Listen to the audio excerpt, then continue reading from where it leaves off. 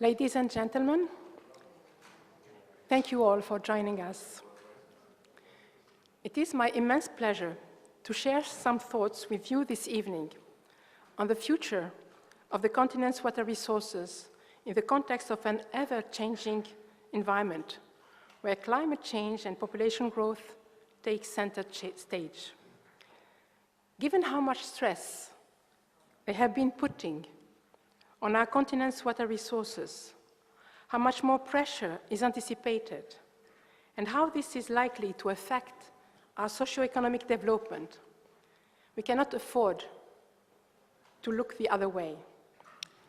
Today, I will specifically focus on climate change and the effect of global warming on our water resources, because it's, after all, the one change that will affect every part of Africa indiscriminately, whether you live in rural or urban areas, whether you are rich or poor.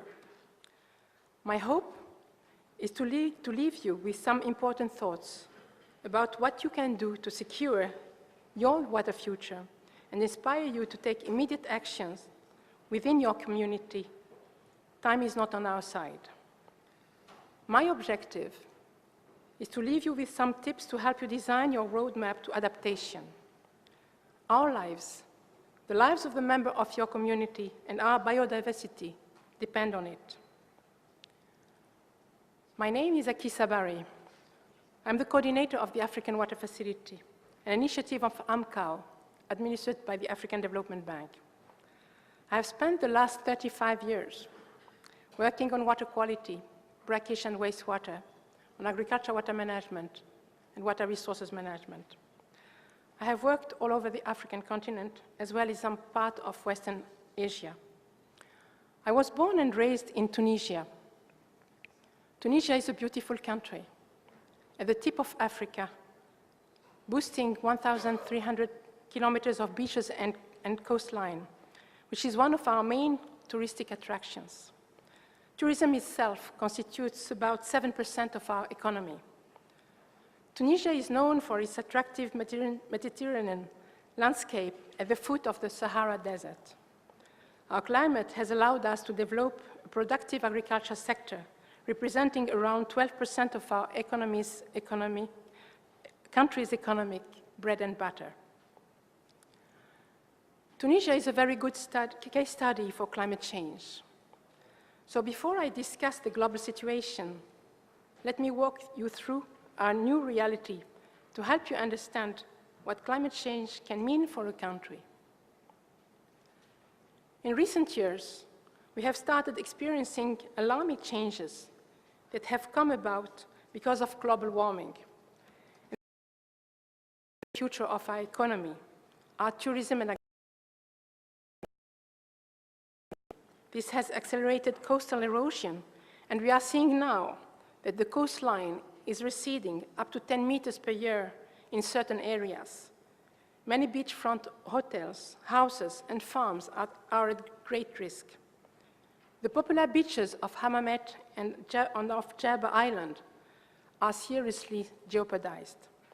We are also experiencing severe floods in a number of regions, most recently in the northwestern region of Le Kef, Jandouba, Bizerte, and Beja Governorates, where several people lost their lives, where structural damage cost the government millions of dollars.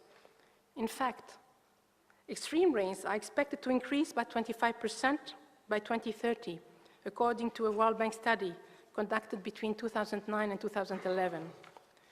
Meanwhile, extended periods of droughts in the south, as well as the desertification of croplands, are on the rise. The Sahara Desert is slowly expanding its reach, rendering difficult any sort of agriculture in some parts of southern Tunisia, where we used to grow olive and palm trees. Tunisians in rural areas are being deprived of adequate water for domestic use because our traditional sources of water are being depleted. The net value of the total potential economic loss related to environmental risks are estimated at $1 billion, which represents 8% of Tunis' economic production. It is also estimated that 25% of those potential losses will be caused by climate change alone, mostly as a result of severe flooding. $1 billion is an outstanding number. In Tunisia, we fully understand that climate change is here. With the help of various partners, including the African Water Facility, the Tunisian government has started working on a long-term strategy to increase our resilience to the adverse effects of climate change. The country has adopted a new regime to better manage water resources, agriculture, and natural ecosystems in the wake of climate change. Action have also been taken to improve data collection, monitoring systems, the transfer of technologies, and risk assessments. Investments are being injected into water infrastructure to adapt to our changing context and for the construction of barriers and breakers to slow coastal erosion. Various programs are being designed to help save water, reuse water, and to desalinate brackish and seawater. Meanwhile, in terms of mitigation activities, Tunisia has begun the implementation of projects to reduce gas emissions under the clean development mechanisms. Through a coordinated intersectoral approach, a number of projects have been set up in the energy, waste management, industry, and agriculture sectors. Tunisia is also preparing prospective studies in order to preserve natural resources and economic activities, including those related to strategies adopted in the agriculture sector and ecosystems to cope with climate change. The government is also looking into developing a national strategy that takes into account the country's future water needs in light of all the future constraints likely to have adverse impact on the resource, such as climate change, population growth, industrial growth, just to name those. And this is what we call adaptation. As you know, our situation is not unique. The changes we are experiencing are happening worldwide. Record flooding is seen in England, the Balkans, Pakistan, Thailand. Record droughts are experienced in the Horn of Africa and in California. I'm sure we have been watching the same news. Should we panic? Not if we start preparing today. Let us recap what we know. A recent NASA-funded report confirmed that 97% of the world's climate scientists agree that we are seeing severe temperature anomalies around the world, that climate change is occurring, and that the primary driver is the greenhouse gases emitted by human activities. How many of you are witnessing severe temperature anomalies, or what you think are severe anomalies in your country, by show of hands? How many of you? How many? You are not experiencing any temperature anomalies? No? Yes? So, please, raise your hands. The same report concluded that industrial civilization is headed for irreversible collapse. And well, that is pretty dramatic, wouldn't you say? But what if it were true? On the other hand, a report recently released by the IPCC announced that carbon emissions have dramatically risen in the last decade and are now growing at almost double the previous rate. Simply put, those reports confirm that our planet is rapidly warming. But it also found that swift action can still limit global warming to 2 degrees Celsius, the internationally agreed safe limit, if low-carbon energy triples or quadruples by 2050.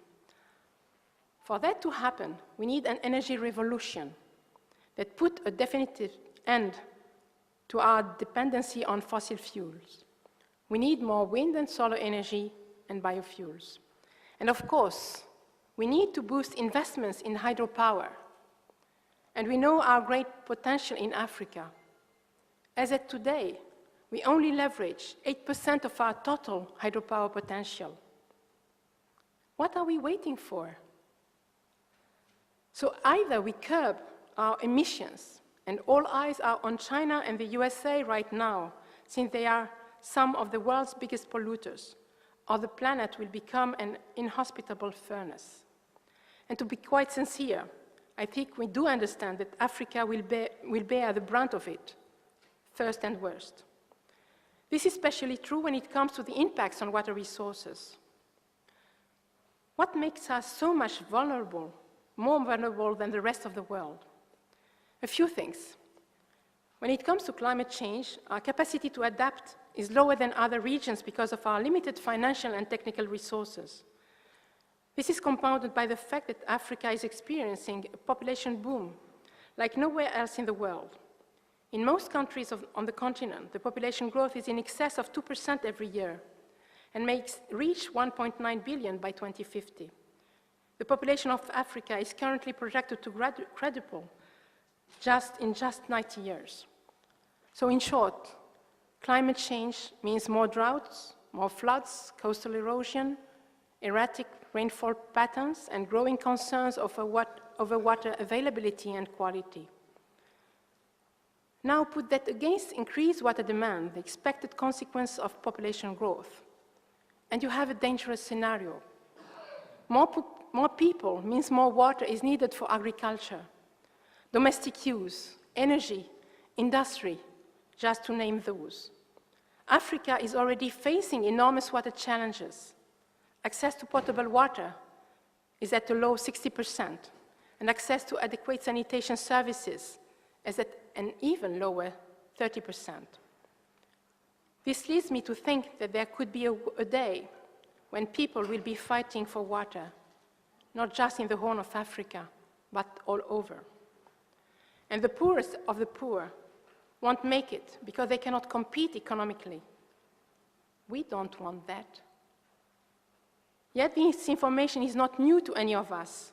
We have known this for some time now. And we have also been saying that we would do something about it for some time too. Have we not? So I think the biggest challenge for us is putting things in motion, putting our money where our mouths are, in order to truly adapt to our changing environment, to survive or to thrive. Every single one of us needs to become a climate champion. We need to become agents of change, each one of us. So how do we do that? This is now where I will share with you the African Water Facility top 4 climate adaptive strategies, which we have known to help deliver excellent results and which can help your community build resilience to climate change. These solutions are within your reach and are meant to increase your water security. They will also boost your energy and food security and help protect your health and your ecosystems. Firstly, exploring and tapping. Know all your water resources, whether on the surface or underground, whether seasonal or available year-round, whether yellow, gray, or brown. Find out how much is suitable for agriculture, domestic and industrial use, how much is being used, and the percentage of untapped resources that you should consider using.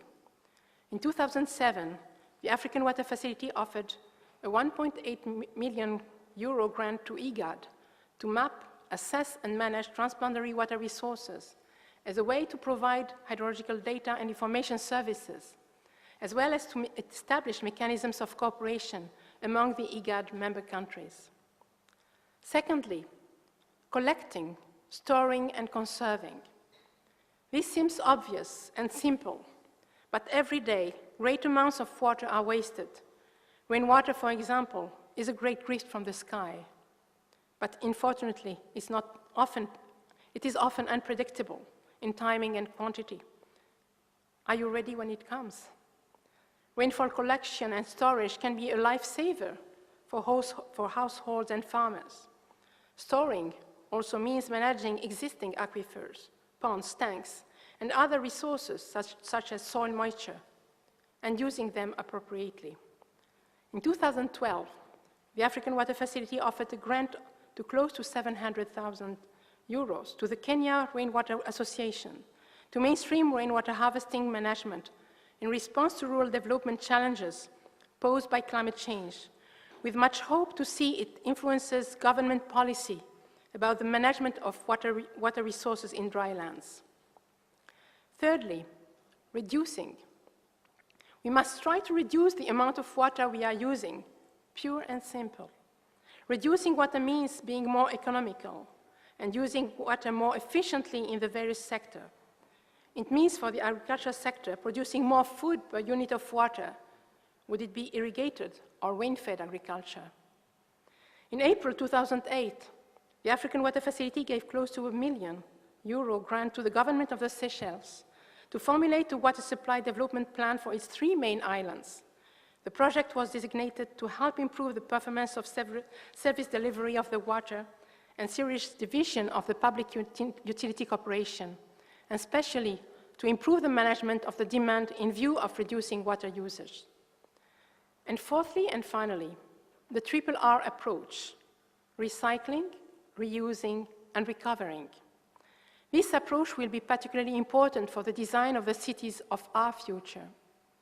So much water is wasted in urban areas. We need to embrace this new paradigm where water is used and reused endlessly. Our current use is inefficient and dangerously wasteful, especially under this new climate context, where access to quality water is under threat. Human waste also needs to be looked at differently as a potential source of energy and fertilizer. In May 2013, the NGO Training, Research and Networking for Development, based in Ghana, received a €1 million grant from the African Water Facility to finance the construction of a waste treatment plant that can produce about 500 tons of fertilizer per year and can generate about 580,000 kilowatt-hours per year from the biogas produced from human waste. We are hoping to inspire others to adopt this new sanitation business model where everything is used and reused. These solutions, of course, are part of a broader set of actions that you need to take to adapt to climate change. There are at least 12 of them to consider before you go straight through the implementation of adaptive solutions.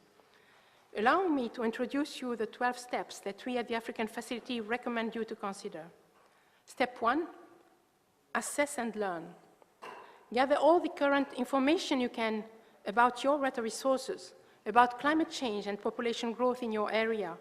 Look for climate projection models. Reach out to think tanks.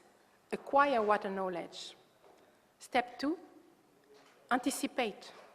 With this knowledge, try to understand what this information means for the future. What are risks and vulnerabilities for your water resources? The implication and potential repercussion in your area. Foresee. Step 3, strategize. Organize yourself, your community around what you know and define your long-term vision. Step 4, plan. Define what resources, what means are needed to implement your vision and create a step-by-step plan to get those resources and to achieve your objectives. Step 5, innovate. So the big classic ideas out there are not relevant or applicable to your specific case. Then think creatively, think outside the box. Step 6, integrate. Bring different sectors, multiple agencies and disciplines together. Don't leave clusters. Ensure the local and district authorities, as well as the formal and informal sectors, are part of the process and the solution. Step 7, invest. Not much is done without money, so allocate budget where needed. Deploy the money, invest in the water sector, fight for that budget, and spend wisely for the long haul. Remember that great ideas do not necessarily have to cost much. Step 8, build. Water infrastructure is in crisis on the continent. We must build the needed infrastructure to tap into water resources and bring them to the people. Step 9, cooperate. Building can be an act of collaboration, especially if you share vast untapped surface and underground transboundary water resources. Share the cost, the know-how, the wisdom. Share the benefits. Partnerships will save you from the burden of isolation. Step 10, manage. Closely follow the implementation of your project, your initiative. Steer things back in the right direction when you see things are not right. Dare to make tough decisions. Be present. Step 11, inform. Along the way, you learn lessons, you make discoveries. Share what you know with whom it matters. Your experience can help others and spread transformation across your area, your country. Your experience can be part of a positive chain reaction across the entire continent. Step 12, include. Give voice to rural communities, marginalized groups, and women. With all that, the future now is in your hands, but you are not alone. Development partners are standing by ready to assist, and we at the African Water Facility also want to be by your side to help you reach your objectives. The African Water Facility is your financial instrument and your trusted water resources management advisor. The African Water Facility works in 3 different ways. We can help you enhance your water governance apparatus. We can help you acquire water knowledge and information. And we can assist you in the preparation of bankable projects to help you attract the investments you need to finance your projects. Project preparation is what we are known for. It is the preparation of feasibility studies, investment plans, and so on. We'll provide financial and technical assistance to get your project ready to be presented to potential investors. On average, our leverage ratio stands at 1 for 30, which means that for every euro invested by the facility, we have been able to attract 30 more euros. So far, we have contributed to attracting close to €1 billion in investments to develop the African water sector. We are about to launch a call for proposals specifically intended to finance climate projects for the water sector. If you want to know more, I invite you to leave us your business card and contact information to allow us to send you our newsletter, which will be launched right after Water Week. I hope the information communicated today will be of some use to you. But before we end this session, I would like to give you the opportunity to ask questions and make comments. Dieter can also pipe the microphone if you raise your hand. The floor is yours. Thank you.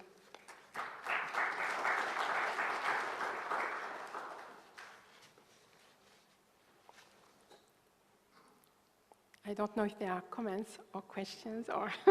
Allô, oui. Donc moi, je travaille au niveau de l'USAID comme spécialiste au assainissement. Et ces questions de changement climatique est une thématique qui nous intéresse fort bien. Et vraiment, merci Madame la docteure, parce que je sais que vous êtes un professeur émérite, parce que quand on écoute le discours, on sent cette passion pour ces effets des changements climatiques sur la vie des hommes et sur la planète aussi. Et je pense que vous l'avez évoqué, et surtout parce que quand vous avez dit Tunisie avec le tourisme, avec 7% sur le revenu et la contribution sur le PIB, je pense que aussi les gens l'oublient souvent, les réfugiés climatiques. Et je pense que de plus en plus, nos côtes au niveau de l'Afrique sont menacées. Parce que des gens viennent quittant des endroits de plus en plus qui deviennent chauds pour venir au niveau des côtes et s'installer. Et on l'a vu ici, même tout récemment à Dakar, avec la construction que les gens n'ont pas voulu accepter parce que c'était sur la côte. Et je pense que de plus en plus, ces activités-là, les gens doivent prendre en compte cela. Et je pense aussi l'utilisation abusive des ressources. Notamment, je prends l'exemple seulement ici au niveau de cette salle. Nous tous aujourd'hui, nous nous agglutinons devant l'ascenseur alors que nous descendons juste d'un niveau. Nous n'allons pas au 9e, nous n'allons pas au 10e. Nous allons juste d'un niveau, mais on s'agglutine devant l'ascenseur. Et on oublie qu'en utilisant l'ascenseur, les clims et autres, nous faisons subir à la planète un coût qui est énorme. Et ça, souvent, dans nos comportements de tous les jours, nous les oublions. Et je pense que le changement climatique, c'est une question internationale, mais aussi c'est une question de comportement au niveau individuel. Chacun doit se sentir concerné. Parce qu'on se dit toujours, ça ne me concerne pas parce que je ne suis pas concerné, parce que ça ne m'arrivera pas. Mais le jour où ça va vous arriver, vous n'allez pas comprendre. Chaque jour, on voit dans les télés, vous l'avez dit, aux Balkans, en Chine, ces inondations aujourd'hui qui ont affecté des populations qui ne pensaient pas en un jour que ça va venir. Mais voilà. Et je vais finir par cette nécessité pour l'Afrique, pour son développement. Parce qu'on sait qu'aujourd'hui, l'Afrique traîne les pieds en matière de développement. Mais ça aussi, c'est une question que je vous pose, madame. Est-ce que c'est possible d'allier développement avec aujourd'hui ces changements climatiques en Afrique? Qu'est-ce qu'on peut faire pour tirer l'Afrique du sous-développement avec les infrastructures qu'il faut construire, tout le package qu'on a besoin? Est-ce que nous pouvons nous limiter aussi à ne pas utiliser des ressources, des énergies qui nous permettent d'aller vers ce développement-là? Et voilà, je pense qu'aussi il faut mettre l'accent sur la sensibilisation de tout un chacun pour qu'on comprenne que le changement climatique, ce n'est pas une affaire de discours, mais c'est réel. Parce que scientifiquement, aujourd'hui, on voit que la Terre est de plus en plus affectée. Et si nous ne pouvons plus vivre ici, il n'y a pas un autre endroit où on va vivre. Merci. Alors, je pense que vous avez tout à fait raison, qu'il s'agit d'abord au niveau individuel, du comportement de chacun d'entre nous. C'est dans notre vie au quotidien que nous devons changer nos habitudes. Justement, quand on pense à l'eau et son utilisation, d'où est-ce qu'elle vient, comment est-ce qu'on peut préserver, même au niveau, disons, chez nous, dans nos maisons, comment préserver la qualité de l'eau même que l'on rejette. Il y a déjà quelque chose à faire quand on rejette on utilise l'eau comme un véhicule de la pollution, alors qu'on doit au contraire la préserver, même pour pouvoir la réutiliser. Donc il y a déjà un comportement individuel. Les médicaments que par moment on rejette, qui vont se retrouver dans les eaux usées, qu'on va retrouver dans l'eau potable, dans l'eau que l'on boit. Donc, parce que toute l'eau que l'on boit, il y a maintenant absolument, on est sûr qu'il doit y avoir des molécules d'eau qui ont été recyclées, d'où que viennent, enfin, quelle que soit l'origine de l'eau. Donc je suis entièrement d'accord avec vous que le comportement individuel, que chacun d'entre nous, et ce n'est pas ce qu'on fait, comme vous dites au niveau de l'ascenseur, on doit conserver l'eau, l'énergie, l'alimentation, parce que toute l'alimentation que l'on rejette au quotidien, c'est de l'eau que l'on rejette. Quand on laisse dans nos assiettes une partie de l'alimentation qui n'est pas consommée, c'est de l'eau. Et donc c'est cette prise de conscience. Au niveau de notre alimentation aussi, on consomme beaucoup plus de viande qu'avant, beaucoup moins de légumes, et ça veut dire beaucoup plus d'eau, parce que la quantité d'eau pour produire 1 kg de viande est énorme comparée à celle des céréales. Donc il y a effectivement une prise de conscience, un besoin de prise de conscience et un besoin de changement comportemental. Mais aussi, vous avez posé la question de comment allier développement et croissance, et comment, parce que le continent a besoin de se développer, mais il y a aussi des approches au niveau justement des approches vertes qui permettent de faire en sorte que l'on développe aussi bien des industries que des pratiques, que ce soit des pratiques agricoles, des pratiques industrielles, comment on gère l'assainissement, tout ça qui va nous permettre de faire en sorte, justement, c'est au niveau de ce recyclage, de la conservation, de la préservation, de tout cela qui va nous permettre de faire en sorte de faire face au changement climatique. Donc, on les connaît, ces solutions, c'est plutôt les mettre en œuvre à notre niveau, mais aussi par moment, au niveau de la mise en œuvre, c'est d'avoir des approches différentes, plus intégrées, où on met ensemble aussi bien, il y a de nouvelles technologies, des nouvelles façons de voir, des nouvelles façons de penser, et c'est tout ça que l'on doit, c'est-à-dire c'est vraiment mettre en œuvre. Il y a aussi un changement de la vision, changement, c'est-à-dire qu'on doit aussi partager ensemble une façon de voir qui fait que on change nos comportements et on change notre approche, comment même on pense à nos projets, justement. Donc je suis entièrement d'accord avec vous qu'il y a un changement au niveau individuel et qu'on doit allier croissance et développement, mais avec une approche beaucoup plus intégrée et différente. Much. And I just want to raise one point. I think it's quite important and crucial sometimes. We know that the African Water Facility has supported some very important projects here in Senegal when it comes to water integrated system to be implemented. And some very heavy studies have been done, and quite well done, that help to know a little bit about our resources. Surface water have been assessed, groundwater as well, all the risk and the different use and demand. And when it comes to climate change, we know that there is, of course, a real impact when we look at these rainfall patterns in these 30 last years, we know that there is a great change on the amount of water coming in. But at the same time, we are facing those urban flooding. And I raised that point, and the government, they always complain that there is no money.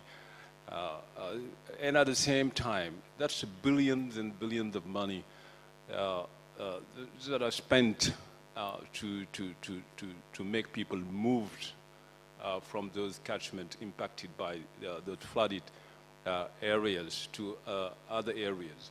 That means that there is sometimes not very coherent policy, and that's where I really put my fingers.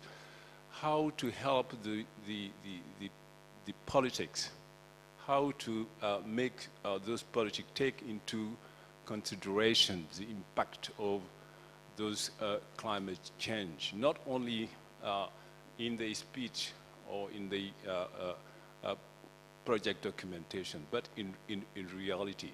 Actually, in Senegal, we are developing a very ambitious program that will lead to emergency. We have an emergency economic program.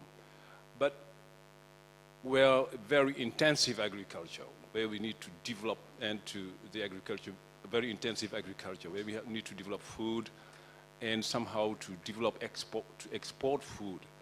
But all those will base on program which will be using more water. So we come to the point where we are in a situation where we don't have enough water, but we are exporting water indirectly through food. And there is, people are putting money on that. So you think, okay, you have to produce more. You have to satisfy those demand, not only the local demand, but the outside demand. And the idea is now how the African facility, because they know all these things we are saying, how they can help us to redirect those policy, paying attention to that. There is a climate change, and the local people will be suffering again. And if you don't do anything about that, and even our policies. So the idea is now how to get funding for this green project, to be able to redirect all these things to some, I would not say green policy, but those policies that would pay attention to those impact, not only paying attention to the satisfaction of the outside demand, but taking into consideration our resources and our reserves. Thank you. I think you have raised a number of questions, I mean, in your interventions, because you've talked about the water resources and the need to better assess and know the water resources. You have raised the question of flooding and urban areas, how people and, well, how we can make, I mean, cities more resilient to climate change. You have raised the question of intensive agriculture, how to use, and that using more water and how we can how we can deal with this, and the question of policy and funding. So it is a whole, but I will take time to respond to your question. First of all, I agree that knowing the water resources is the first step. And in Africa, we have still to do a lot to know more with water resources, whether it be surface, but it underground. And it's not only, we usually tend to think that water is only the blue water, but it is also, this is why I said the gray, the yellow, the brown, the water is colorful. It has many colors, and they are all different sources, and we have to learn how to use different qualities for different uses. So this is also a change in the mindset. Not all water has to be treated and then used for all the different. You need different, depending on the water quality, you can use it for different uses. For watering your garden, you don't need drinking water. You don't need drinking water for washing your car or for cleaning the house. So you don't need drinking water for irrigation. So we have to really think differently about these different sources of water and how we can use it. And also to know groundwater resources in Africa are not well known. We have, supported some studies would it be in Northern Africa, but also in East Africa, in the IGAD region, and more recently in West Africa.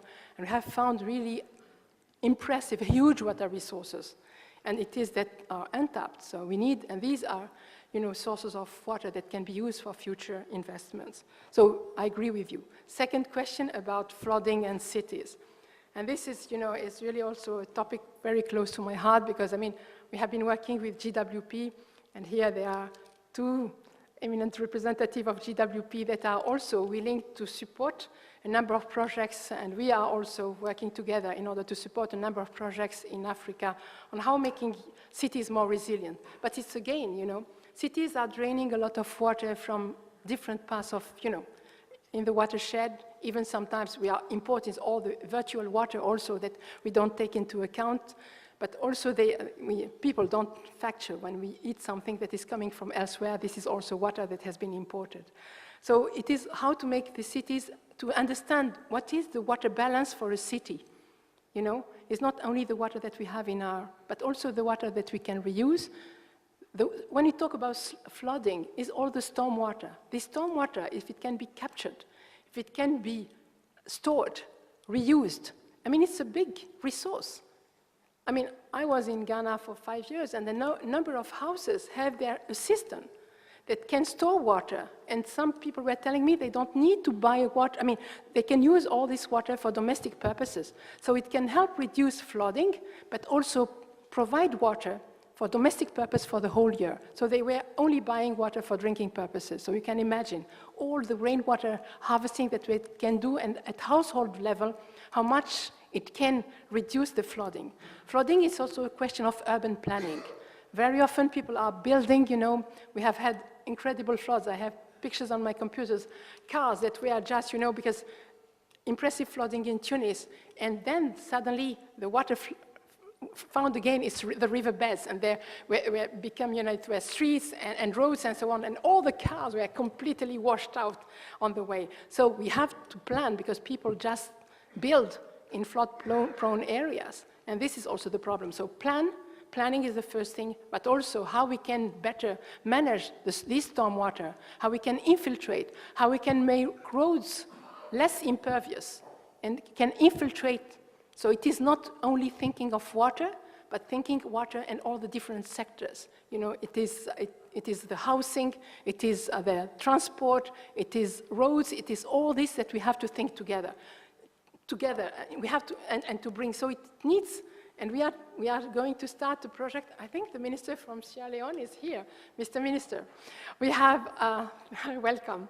And we are starting very soon a project in Freetown to really develop this kind of approach, how we can better plan for the cities. And we have to project, the cities are growing. 50% of the population is going to live in cities. So we have to manage to build other cities. And there are already some ideas how Lagos should look like, how Accra should look like, how the cities are going to be connected. And cities, we talk about city regions, city corridors. There are a lot of different cities. Is a completely different. We have to think completely differently of our cities, how they are expanding, are we also sanitation. We think. I was impressed last summer in Stockholm. There was a presentation, Lagos only planning for sewers everywhere, treatment plants. It cannot work, it's too expensive. In most of the cities, 5 to 8% is sewered, the rest is unsewered. It is on-site sanitation. And how we manage this fecal sludge, it is a resource. How we manage urine, this is why, how we manage the yellow water, how we manage the brown water, how we manage the fecal sludge.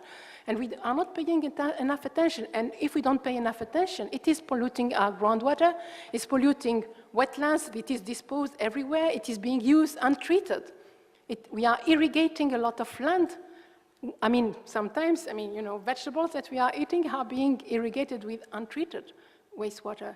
So we have to really think of all this and make cities more resilient. So it was a question of flooding that, came up with, so how we make cities more resilient and how we can, all this, what we think are waste, how we can make them, it is a resource. Because fecal sludge, we can make fertilizers, we can make electricity out of it. And people are working on making how electricity, straight from fecal sludge, not even going through biogas. We can do, produce biogas, we can produce fertilizers. Intensive agriculture, I'm not against, because as long as we can do it properly, the question, we can have greenhouses, we can do drip irrigation, we can produce more with less. We can think of also the rain-fed agriculture, how we can do it, how we can do irrigated agriculture in a different way, where we conserve the water, we use different technologies to irrigate, and what kind of crops, this is a question, what kind of crops we should grow? Is it crops that are water intensive, that we are then exporting on European markets, or something that is really have a comparative advantage for our, and it is also related to our food diet. So it's all this, this is why it is not a simple question, but we can produce more with less, that is for sure. I think that there is now how it can impact policy.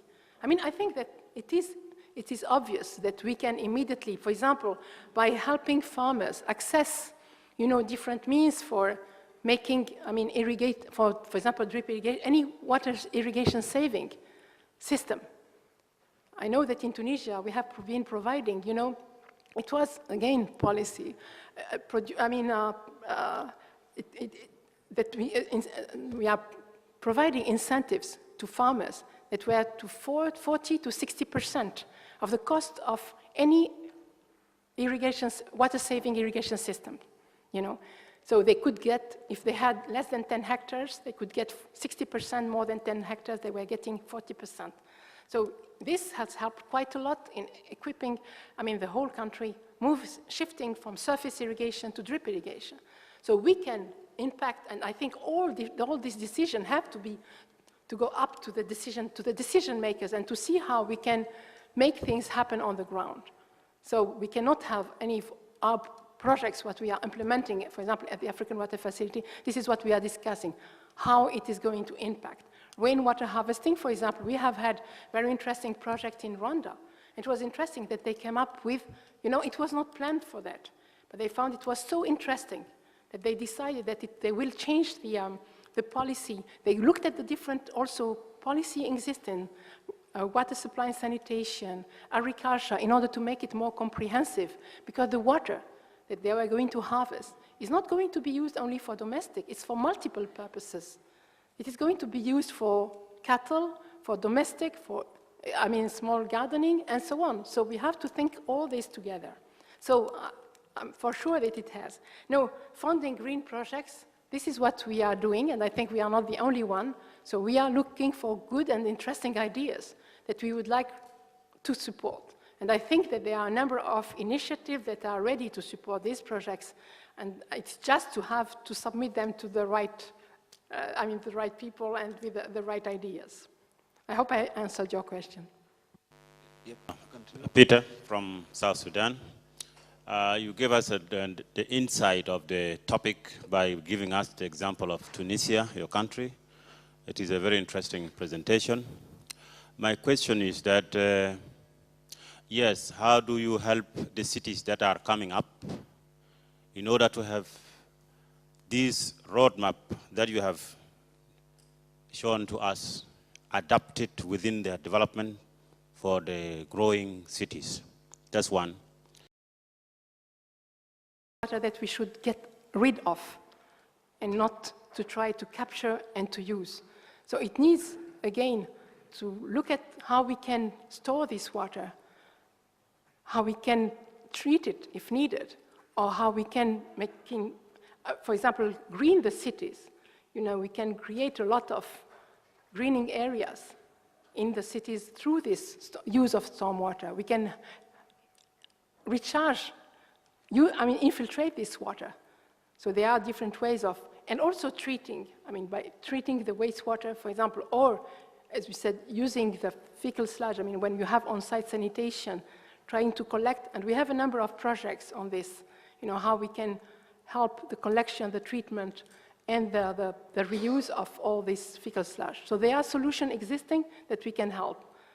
And I've seen also, for example, IWA have been working, the International Water Association, have been working on existing cities, and how to really change the things, how the water is being managed. So it is possible.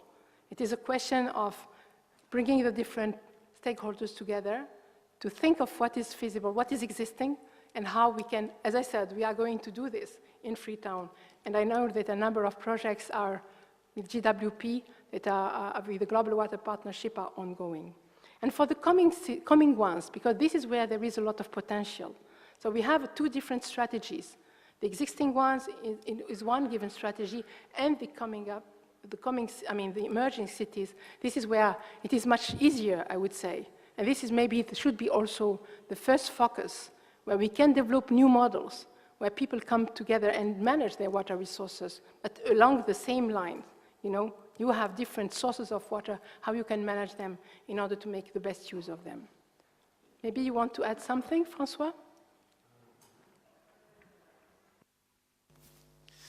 Well, first, I would like to congratulate you for this passionate intervention that you are making, and really being a really good advocate for this change of vision, of mindset.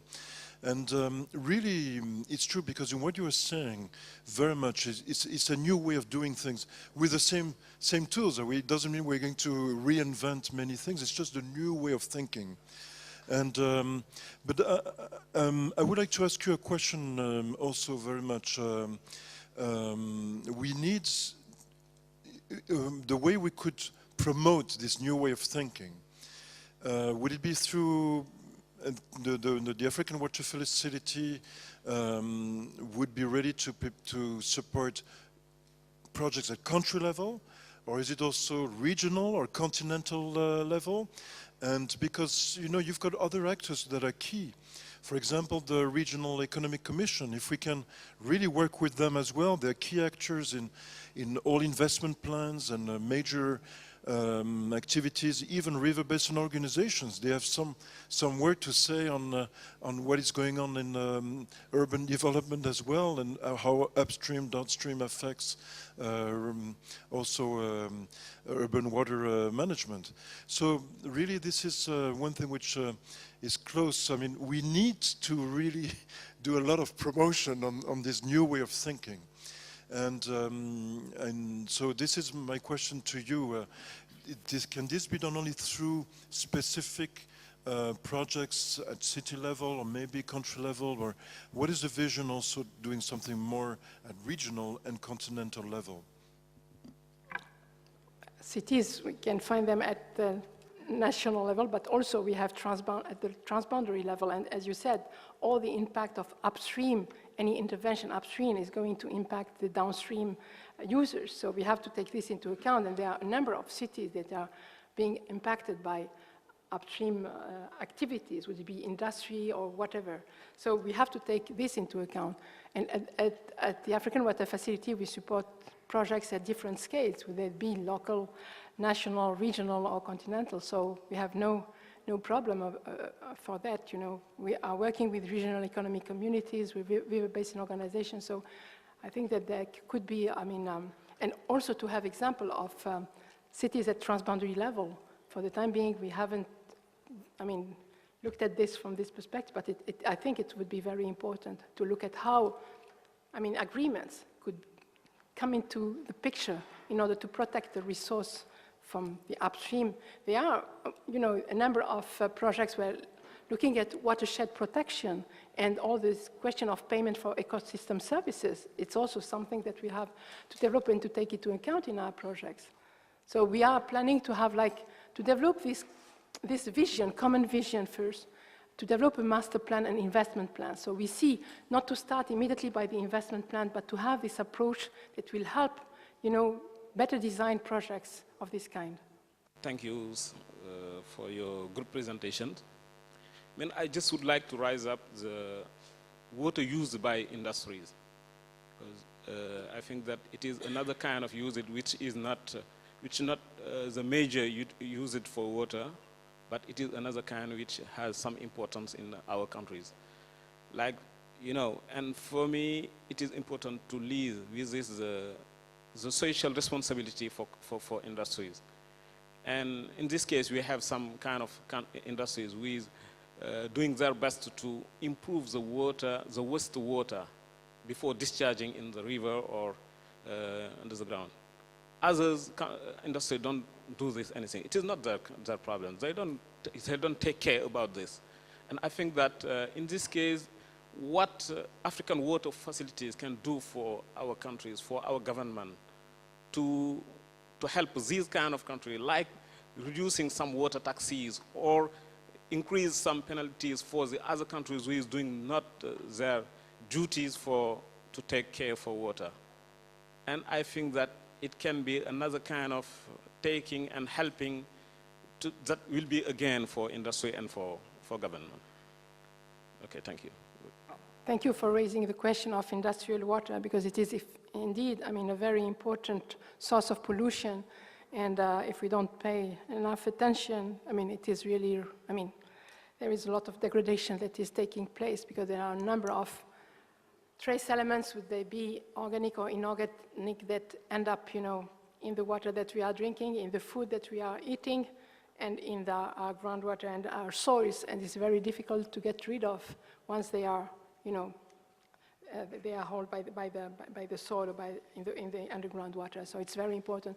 I mean, one way of, first of all, how we can address the question of industrial water is, of course, first of all, to look at the process itself, the industrial process, how we can reduce the use of water, but also the discharge, how to make some of the processes more green, using less water, and how we can reuse, because we can close the loop within the industry itself. So how we can improve this kind of the industrial process itself. Now, there are always water that is being discharged, so how we can treat this wastewater in order to be able to either to discharge it, but we can also reduce it, either to reuse it in the industry itself or for other purposes, agriculture purposes and so on. Now we can treat water up to potable water quality level. So we know how to do it. It's a question of cost. And at the same time, it's a question of incentives. We have to, coming back to the question of policies, how we can also influence the policy to make industries aware of the pollution that they are, you know, there can be regulation about how much BOD, COD, and so on is being discharged, trace elements, and industries should not be able, for example, to discharge in the environment or in a sewage system unless they are comply with the regulation, the existing regulation. So it's also to put in place industry, but we have also, at the same time, to support them in order to be able to treat. So you see, it is a question of, on both ways, how you treat, but also how you support them. And you can, I mean, I see, for example, in Tunisia, there were a lot of support given to industry and help them to improve their process, but also they can have treatment plants at the outlet of the industry.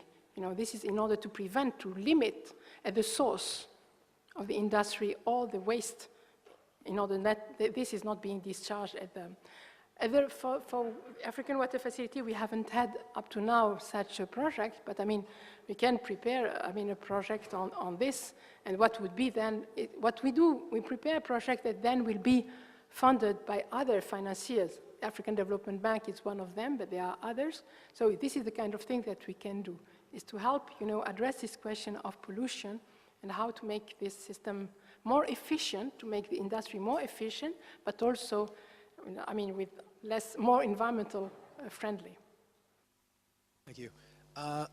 Very, as others have said, very passionate, and I appreciate what you've presented. And what I wanted to ask you, I mean, I work at African Development Bank myself, but the African Water Facility does a wide range of different types of projects. And I have a suggestion that, you know, there are a lot of outputs from these projects for which some concepts can be withdrawn and shared more widely. That's one suggestion. The other question I had was if you could be sharing some of the information that the different types of projects that the funding from the Gates Foundation that is given to you, which has got an interesting focus on trying to solve the sanitation challenges, or, you know, make a contribution to solving those challenges in Africa. And if you could just say a few words about what type of projects or what type of orientation that funding is taking? Just to correct that, the Gates Foundation is one of the donors of the facility, so they didn't give us money for a specific type of projects. All our donors are contributing to all the pool. What we did is we launched a call for sanitation, it was 3 years ago, 2011, and we got 130. It was addressing, sanitation, as I said, in most of the African countries, it is on-site sanitation, and it is not going to change. On-site sanitation is the way. There will be very few sewers. I was surprised when I went to Cotonou to learn that in Benin there are no sewers at all. So when we think that sewers is the way to go, we are wrong, because it is on-site sanitation that will develop. This is why, when I saw that in Lagos, wanted to put sewers everywhere, it's so expensive, it will never happen. So we have to see what we can do with the existing situation, where we have, people that are digging their own cesspits. It's not even septic tanks, because first of all, if it was septic tanks, it would be a much better situation. They are very often have to empty it, and it's very expensive. You have manual emptiers, scavengers. You don't have, it is not done, mechanically. There sometimes, so you have, a truck that is coming, emptying the fecal sludge that is being disposed, in the environment without any treatment, and there is no reuse. So it is doing a lot of harm. People are using it because it is a resource. They understand that there are nutrients, there is water that can benefit organic matter that they can use for their soil, for growing their vegetables, but it is unsafe. The way the practice is unsafe. The way people empty their septic tank, their cesspits. We've seen, we had a workshop. It was in this hotel 3 years ago, and we went to visit some of the sites here. It was quite impressive to see. You have the septic tanks, people are cooking here. They empty the septic, all the septic tanks just in front of the house, because there is no access. There is a little bit of sand put on the top. Kids are running around, food is being cooked. So you see, all the issues, the health issues that are there. So we have to address this differently. So when we launched this call, we had around 130 proposals submitted, concept notes. We were able only to fund, 10 or 12 of them. And what was interesting is really to look at the whole sanitation supply chain from the toilet itself, what kind of toilets we have to rethink. And what is interesting, from the Gates Foundation, what they are doing is really to think the toilets. The toilet completely different. We think that, the toilet is something that is already, the flushing toilet, this is the most advanced, we cannot change it. But we are rethinking completely the toilets, making the toilets a different design, making the toilets a treatment plant, making the toilets, so, you can't, it is incredible what the number of, they launch, call for research on this topic. And go on Google, reinvent the toilet, and you will see the number of projects is fascinating, really fascinating. It has opened suddenly the door to so many ideas, and people are all coming from the most, the least, the basic processes to the most sophisticated one. One is the most impressive one, was one in Ghana, actually. Very interesting.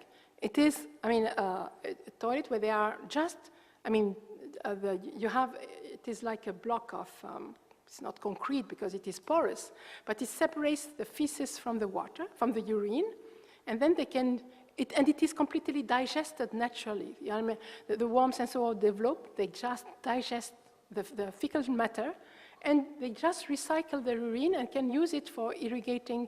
They have also a small, sand filter that can use, and so very simple, with very nice design of things, so it is really something. So you have from the least, the most, simple one to the most, and I've seen Cranfield working on a toilet, saying, they had a picture of a house, a room, there was a TV, and the toilet there. But how can you make this toilet in this room? But, we had to make it is part of the room. So they have imagined, I mean, a toilet where it is behind, you have a whole treatment system for the urine and for the fecal matter. So you have something that is still under development, but it is going to completely change our way of thinking what is a toilet and how we can use it. So in our project, we are not there, but we are trying to see what kind of toilets we can provide to people, but also how it can be, I mean, the septic tanks, how they can have proper septic tanks, how they can be emptied, and not manually, but mechanically, in order to avoid. You have people that are in the pit emptying the toilet. It's incredible, you know. So how they can empty, we can empty mechanically, but how we can transport it. And so they are, I was talking this morning about this, you know, informal sector, especially in sanitation, and it is mainly private sector that are very active, but we need just to help them, and this is again comes to the question of policy, how we can help move from the informal sector to the formal. Here in Dakar, they are already organizing all the emptiers. In cooperatives and so on, there are people very dynamic already doing this, so it is happening. Now we really need to upscale this, now treating the fecal sludge and making fertilizer electricity. We have projects in Ghana where they are going to produce, I mean, biogas and fertilizer. We have projects we have in West Africa a number. Ziguinchor is one. We have in Cotonou. We have in Lomé, in Sokode, in Togo. We have in Côte d'Ivoire, in Liberia, in Uganda. One that is about to be approved in South Africa. Two in Kenya. I mean, Ethiopia. So we have about, I said, 10 to 11. So looking at the whole sanitation supply chain. So it is part of this approach that we want to develop for the, what we call integrated urban water management, our cities of the futures. I hope I answered. Okay, merci de m'avoir donné la parole. Je voudrais juste apporter une petite contribution par rapport à votre thème, quoi. Parce que moi, aujourd'hui, en tant qu'Africain, je ne peux pas comprendre que nos dirigeants ne puissent pas respecter ce qui est écrit dans les textes. Je m'explique. Dans le cadre du NEPAD, New African Partnership Development, il est bien inscrit que l'Afrique peut se développer en utilisant les énergies solaires, en exploitant le désert. Mais aujourd'hui, on se rend compte que la quantité d'énergie que la Terre absorbe n'est pas valorisée. On préfère utiliser du pétrole pour le transformer en électricité et l'utiliser dans les industries. Et ça nous coûte excessivement cher. Des industriels, en fait, ont fait faillite à cause de cette énergie-là. Je pense que l'Afrique doit aujourd'hui se réveiller. L'Afrique doit aujourd'hui utiliser l'énergie au niveau du Sahara pour pouvoir le transformer en énergie utilisable par les populations. Et même dans cette lancée-là, certains gouvernements ont aujourd'hui tendance à électrifier les villages en mettant des poteaux électriques, par exemple déplaçant une quantité d'énergie de Dakar jusqu'à Ziguinchor, ainsi de suite, alors que l'énergie éolienne est là, qui peut être utilisée comme source d'énergie, qui peut être consommée par les populations. Je pense que là, nos dirigeants et les investisseurs eux-mêmes doivent se lancer dans des projets comme ça pour qu'on puisse utiliser notre propre énergie et laisser l'énergie fossile. D'un autre côté aussi, dans le cadre du NEPAD toujours, on nous parle du corridor Dakar-Djibouti. C'est un projet ambitieux, c'est un très très grand projet qu'on a applaudi des deux mains. Mais aujourd'hui, on se rend compte que les dirigeants ne suivent pas. Il faut qu'en Afrique, on puisse planter des arbres. Le désert qui est là, il faut qu'on puisse le rendre attrayant, qu'on puisse le développer, y faire de l'agriculture. Tant que nous, on ne prend pas les deux mains pour travailler ce désert-là, on ne va jamais se développer, on va toujours retourner en arrière. Et les changements climatiques vont toujours nous créer des problèmes, alors qu'on est là, on a la force de travailler, on a l'esprit pour travailler, on a la main-d'œuvre pour valoriser notre désert. Je vous remercie. Vous parlez aussi avec beaucoup de passion, et je pense que vous devriez être un de ces champions en matière de changement climatique. Ces personnes qui sont les agents du changement. Donc c'est à vous. Je pense que c'est au niveau de chacun d'entre nous. Et je suis entièrement d'accord avec vous qu'il y a beaucoup d'énergie, que ce soit les énergies éoliennes, l'énergie renouvelable, solaire et tout, que l'on doit utiliser. Quand on parle de fertilisation, enfin de production de biogaz et tout ça, c'est de la production d'énergie à partir justement de ce qu'on avait l'habitude de rejeter. Donc moi, je suis entièrement d'accord avec vous, mais c'est chacun d'entre nous, à son niveau, doit commencer à pousser les choses et à aider aussi que des politiques se mettent en place qui soutiennent aussi ce que vous venez de dire. S'il n'y a plus d'intervention, je crois qu'on va s'en arrêter là. Et je voudrais vous remercier. Je vais parler là en français. Je voudrais vous remercier pour être venu, pour votre attention, pour toutes les questions que vous avez posées. Donc, sont très appréciées. Et puis, j'espère qu'on continuera à travailler ensemble. Si vous avez aussi des choses, vous pouvez visiter notre site web et puis nous contacter par tous ces moyens-là. Merci beaucoup.